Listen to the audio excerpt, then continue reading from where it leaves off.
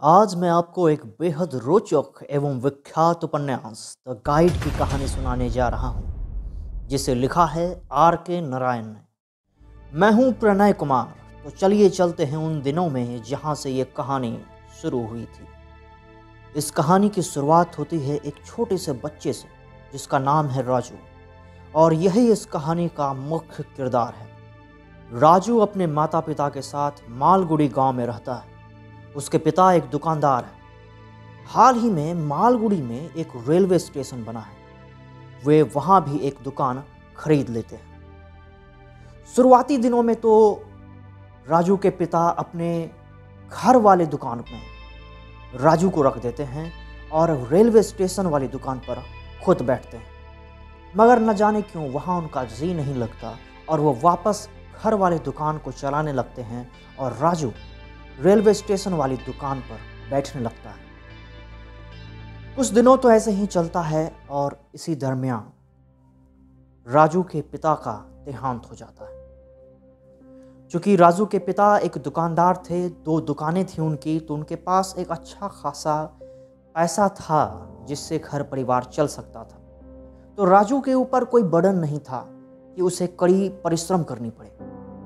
तो वो railway station की दुकान पर जब बैठता था तो वो यह भी मुआयना करता था कि वहाँ से जो सवारी आ रहे हैं, जो पैसेंजर्स आ रहे हैं, वो किस प्रकार के हैं। ये बैलगाड़ी पर यात्रा करना पसंद करेंगे या अभी ये टैक्सी लेंगे या पैदल चलेंगे, ये मूल्यांकन करता था। और धीरे धीरे यही राजू दुकान से इसका जो है ना मन ऊब गया और दुकान के अलावा ये क्या करने लगा, लोगों को गाइड करने लगा। यानी कि जैसे ही जो पैसेंजर आता था, जैसे ही राजू को लगता था कि ये थोड़ा रिच है और नया है, इसे वो मदद कर सकता है, तो एक गाइड के रूप में उसे गाइड करता था। हालांकि वो बहुत बड़ा फेकू गाइड था, यानी कि अपने मनगढ़ंत चीज़ों को वो बताता था। जैसे कि देखिए कि ये झील काफ़ी पुरानी है, जैसे कि वो कहता था कि देखिए ये किला बहुत पुराना है, हज़ारों साल पुराना है, ये मूर्ति हज़ारों साल पुरानी है, इस झील में एक रहस्यमयी बात है। ऐसे कह के लोगों को अपनी ओर अट्रैक्ट कर लेता था राजू। और ये अट्रैक्शन इतना ज़्यादा कारगर हुआ कि लोग राजू को ढूंढने लगे और राजू रेलवे राजू के नाम से विख्यात हो गया। इस प्रकार से ये गाइड का काम करता ही रहा, दुकान चलता ही रहा। लेकिन इसी दरमियान एक आदमी आ गया मालगुड़ी में। उसका नाम था मार्को पोलो। हम इसे मार्को भी कहेंगे। मार्को प्राचीन सभ्यता से काफ़ी लगाव रखता था और ये पहले से ही जो है ना, आदमी ऐसा ये बंदा था, पहले से ही इसको पता था कि क्या क्या है। ये एक जो है ना, एक रिसर्च करने के लिए मालगुड़ी आया था। तो इसने रेलवे राजू को ढूंढा। अब रेलवे राजू को तो आध्यात्मिक बात भी पता नहीं थी और ना ही प्राचीन सभ्यता के बारे में कुछ पता थी। तो जानबूझकर जैसे ही ये कोई बात कहे तो उस पर मार्को इसे टोक दे कि नहीं, ये बात तो गलत है। तो इस प्रकार से राजू को लगने लगा कि कहीं मेरा पोल ना खुल जाए कि मैं नकली गाइड हूँ। और राजू भी बोर हो गया इस मार्को से कि पता नहीं क्यों मैंने मार्को को ही क्यों चुन लिया, इससे अच्छा मैं किसी और को गाइड करता और पैसे ऐंठता। लेकिन ये तब तक बोरियत थी जब तक कि मार्को की पत्नी अभी तक कहानी में नहीं आई थी। जैसे ही मार्को की पत्नी, जिसका नाम रोजी होता है, वो आती है राजू के सामने, तो वो हतप्रत हो जाता है। रोजी एक बहुत ही सुंदर और एक यंग लड़की है, जो कि मार्को से काफ़ी छोटी है, यंग है। उसकी सुंदरता राजू को भा जाती है और अब वो सोचता है कि मार्को के साथ मैं रहूं ताकि इसकी पत्नी को भी मैं देख सकूं, निहार सकूं। लेकिन होता क्या है कि मार्को अपने सभ्यता को जानने के लिए गुफाओं में जाता है, गुफाओं को तब्दील करता है, देखता है कि क्या क्या चीज़ें हैं और उसे नोट करता है। और इस दौरान रोजी को वह समय नहीं दे पाता। तो रोजी राजू से मिलती है और कहती है कि मुझे एक सपेड़े के पास ले चलो, मुझे सांप का नृत्य देखना है। तो राजू तो चाहता ही था कि किसी प्रकार से रोजी से वह जो है कि दोस्ती कर ले, रिलेशनशिप अपना बढ़ा ले। तो राजू उसे लेकर के जाता है एक स्नेक चार्मर के पास, सपेड़ी के पास, और उसे सांप का डांस दिखाता है। इसी दरमियान जब सांप डांस कर रहा होता है, नृत्य कर रहा होता है, तो रोजी भी अपनी कमर को इस तरह इठलाती है जैसे कि सांप ही नृत्य कर रहा हो। इससे यह पता चलता है राजू को कि रोजी एक बहुत ही अच्छी नृत्यांगना है, वो बहुत ही अच्छी डांसर है। बस इस बात को वो छुपाए हुए है। वो धीरे धीरे जानता है कि रोजी को डांस करने में बहुत ही आनंद आता है। तो कुछ दिन यूं ही बीत जाते हैं और जब राजू और रोजी का लगाव थोड़ा बढ़ जाता है तो रोजी को राजू कहता है कि क्यों वो मार्को को ढो रही है, वो मार्को से डिवोर्स क्यों नहीं ले लेती, वो मार्को को छोड़ क्यों नहीं देती। तो रोजी उसे फटकार देती है और राजू को वो हिदायत देती है कि वो ये बात ना करे। लेकिन दिन बीतता जाता है और रोजी और मार्को के बीच लड़ाई हो जाती है इस बात से कि रोजी कहती है कि मार्को तुम मुझे समय नहीं देते, और मार्को कहता है कि तुम छोटी बच्ची की तरह बिहेव करती हो। अब यहाँ पर रोजी के मन में राजू ने पहले से ही भर रखा है कि वो उससे काफ़ी यंग दिखती है, काफ़ी ब्यूटीफुल है, वो मार्को को ढो क्यों रही है। यही कारण था कि दोनों में अलगाव जब हुआ तो रोजी राजू का साथ ले लेती है। अब राजू का साथ ले लिया रोजी ने, और जैसे ही थोड़ा सा साथ लिया, यानी कि उसके साथ टाइम एक्सपेंड करने लगी, तो मार्को रोजी को छोड़कर मालगुडी में ही छोड़कर चला जाता है वापस। अब यहाँ पर रोजी और राजू दो ही किरदार अभी बचे कहानी में मुख्य रूप से, जो कि अब यहाँ पर थीम जो है मेन कहानी अब ये चलेगा कि अब क्या होता है कि राजू रोजी को अपने घर लेकर के आता है।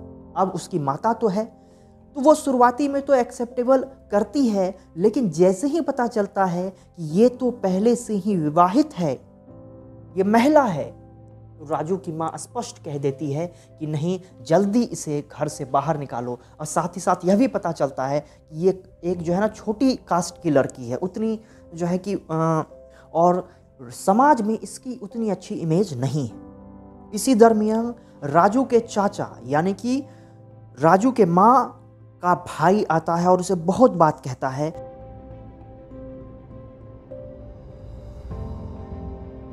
तुम किसी भी पराई लड़की को नहीं ला सकते हो।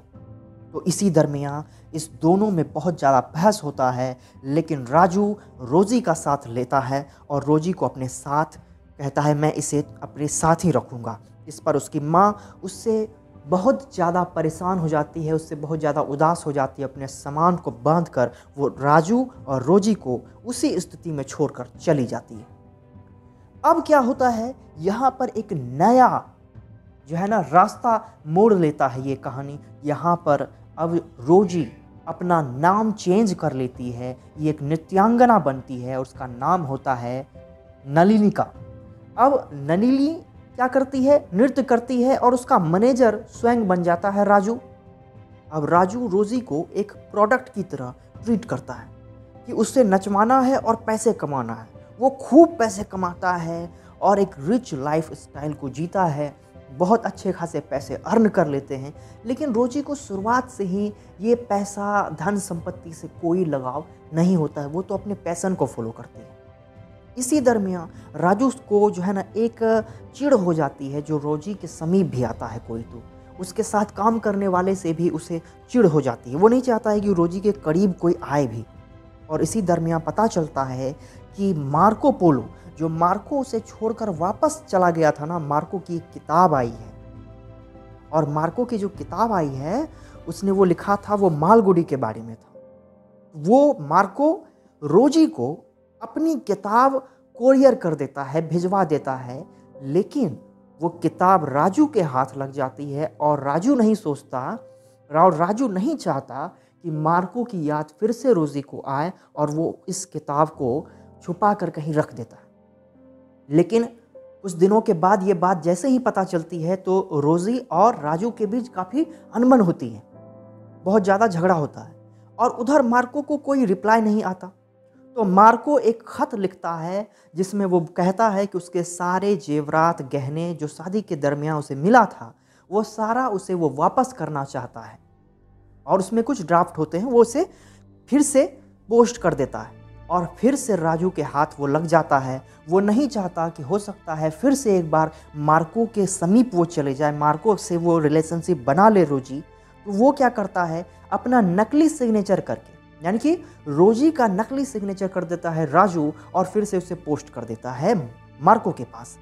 अब जब मार्को को वो मिलता है तो चूंकि वो तो बहुत ज़्यादा बारीकी से हर चीज़ को देखता था, तो वो सिग्नेचर को भी देखा। उसने देखा कि ये जो हस्ताक्षर हैं ये नकली हैं, और जैसे ही उसको पता चला कि ये नकली हस्ताक्षर हैं तो मार्को ने राजू के खिलाफ एक केस दर्ज कर दिया कि ये फ्रॉड है और राजू के खिलाफ एक कार्रवाई होनी चाहिए, इसे सलाखों के पीछे होना चाहिए। और राजू पर धोखाधड़ी का केस हो जाता है। राजू अंतिम बार रोजी से मिलता है और रोजी उसे बताती है कि वो उसे पैसे से कभी कोई लगाव नहीं था, वो पूरा पैसा वेस्ट करती है राजू को बचाने के लिए। लेकिन इतना पैसा वेस्ट करने के बाद भी राजू को 2 साल का सज़ा हो जाता है और रोजी कुछ नहीं कर पाती। और अब रोजी कहती है कि मैं अब ना तो राजू के साथ रहूँगी ना ही मार्को के साथ रहूँगी, मैं एक अलग ही जीवन अब व्यतीत करूँगी। और अब कहानी फिर से एक अलग मोड़ लेती है। राजू 2 साल के बाद निकलता है जेल से, उसके दाढ़ी मूछें बढ़ी हुई हैं और वो एक नदी के किनारे बैठ जाता है। वो वापस मालगुडी नहीं जाता क्योंकि पता है कि उसका वहाँ पर जो इमेज है वो ख़राब हो चुका है। सभी लोग जान चुके हैं कि राजू धोखेधड़ी में जेल गया है। तो वो एक नदी के किनारे बैठा होता है, वहाँ पर पास में एक मंदिर है और वो पता चलता है किसी दूसरे गांव के करीब है। तो अचानक ही एक अनजान आदमी जिसका नाम वेलन होता है वो आता है और न जाने क्यों वो उसे यानी राजू को संत मान बैठता है, एक महात्मा मान बैठता है और अपनी बहन के बारे में उससे कहने लगता है कि मेरी बहन का शादी नहीं हो रहा, वो नहीं करना चाहती, या कुछ प्रॉब्लम उसे बताने लगता है इस प्रकार से। तो अब चूंकि राजू भी जो है असहाय की तरह बैठा है, सोचता है चलो इसे भी मदद कर देते हैं। तो वो दूसरे दिन कहता है कि तुम अपनी बहन को बुला करके लाओ। दूसरे दिन जब लाता है वो वेलन अपनी बहन को, तो राजू उसे इतने अच्छे से समझाता है कि तुम्हें विवाह करना चाहिए, तो उसकी बहन मान जाती है। और ये जो मान जाती है तो वेलन समझता है कि राजू एक बहुत बड़ा महात्मा है, एक संत आदमी है। और इस प्रकार से क्या होता है, गांव में हल्ला हो जाता है कि हमारे गांव के पास जो नदी है वहाँ पर एक महात्मा और संत आ गए हैं जो हर प्रॉब्लम का सल्यूशन करते हैं। देखिए ये हो गया। अब क्या होता है, कई लोग उसको प्रसाद खिलाने चले जाते हैं, कोई लोग उसको गेरुआ वस्त्र धारण करने के लिए कह देते हैं, उसे जो है फलाहार करवाते हैं, बहुत सारी चीज़ देने लगते हैं। और धीरे धीरे राजू को भी अच्छा लगने लगता है। वो सोचता है भले ही मुझे यह जीवन मिल गया कि मैं संत और महात्मा के नाम से जाने लगा और लोग मेरा आदर करने लगे। कहानी इस तरह ही आगे बढ़ती है, लेकिन फिर आत्मग्लानि होती है राजू को कि राजू को लगता है कि वो गांव वालों के साथ एक ठग कर रहा है, वो इन्हें बेवकूफ़ बना रहा है। लेकिन वो ये सब बात किसी से कहना चाहता है। वो किसको कहे? उसने ये सारी बातें वेलन को बता दी कि वह कैसे एक रेलवे राजू था और उसके बाद मैनेजर बना, फिर धोखेधड़ी में केस में चला गया और अभी लोग उसे संत समझ रहे हैं और मालगुडी वो वापस जा नहीं सकता।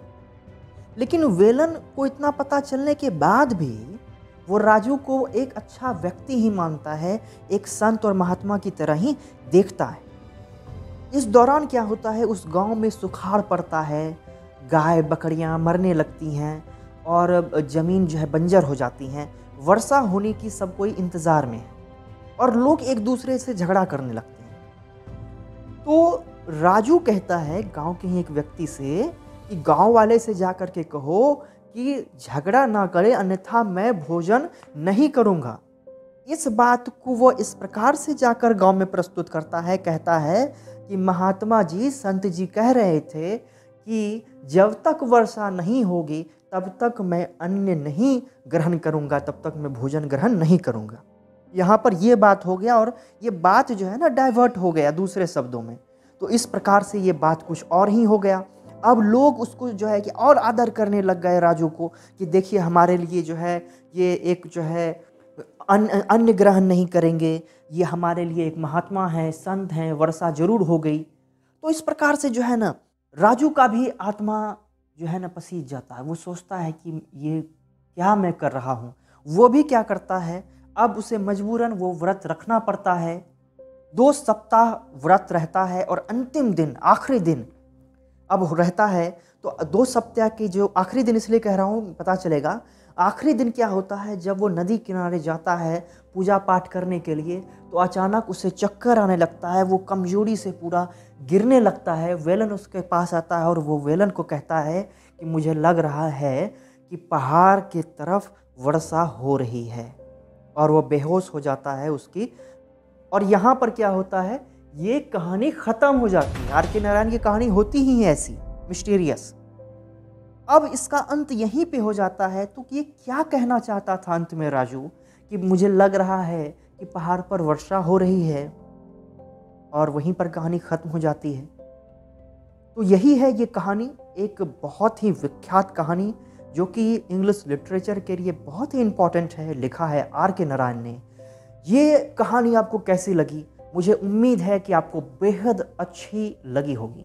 इसे आप लाइक और दोस्तों के साथ शेयर जरूर कीजिएगा। चैनल पर नए हैं तो सब्सक्राइब कर दीजिए, ताकि मैं और भी शानदार एवं रोचक कहानियां आपके लिए लाता चलूं। मैं प्रणय कुमार इस कहानी के साथ विदा लेता हूं। मिलते हैं किसी अन्य कहानी में।